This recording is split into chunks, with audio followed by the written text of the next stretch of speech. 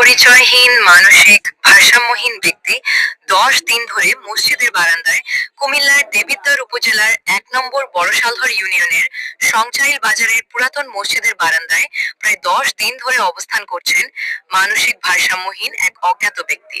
স্থানীয় কেউই এখন পর্যন্ত তার পরিচয় বা বাড়ির ঠিকানা শনাক্ত করতে পারেননি। আজকে প্রায় 10 দিন, আর 10 দিন যাবত এই জায়গায় আছে, কোনো কিছু খায়ও না। স্থানীয়দের ভাষ্য, ওই ব্যক্তি কেউ খাবার দিলে খান, না দিলে অনেক সময় না খেয়েই থাকেন। নিজের পরিচয় বা ঠিকানা সম্পর্কে তিনি কোনো তথ্য দিতে পারছেন না। শারীরিক ও মানসিক অসুস্থতার কারণে তিনি মসজিদের বারান্দাতেই অবস্থান করছেন এবং সেখানে প্রয়োজনীয় শৌচকর্ম সারছেন।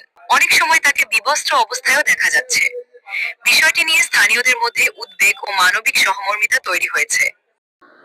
তার মানে 2-3 দিন যাবত দেখতেছি। এলাকাবাসীর দাবি, কেউ কেউ যদি ওই ব্যক্তিকে চিনে থাকেন তাহলে দ্রুত তার পরিবারের সদস্য বা অভিভাবকের সঙ্গে যোগাযোগ করে তাকে নিরাপদ আশ্রয় নেওয়ার ব্যবস্থা করা হোক। এছাড়া সংশ্লিষ্ট প্রশাসন, আইন শৃঙ্খলা বাহিনী ও সমাজ সেবার দায়িত্বপ্রাপ্ত কর্তৃপক্ষের প্রতি স্থানীয়দের অনুরোধ, পরিচয় শনাক্ত করে ওই ব্যক্তিকে প্রয়োজনীয় চিকিৎসা ও নিরাপদ আশ্রয়ের ব্যবস্থা করা হোক।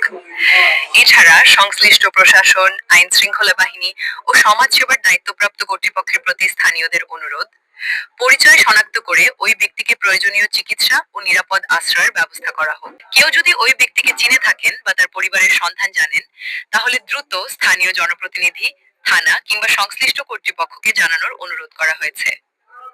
যোগাযোগ 01-8-6-7-6-2-5-4-09 নম্বরে।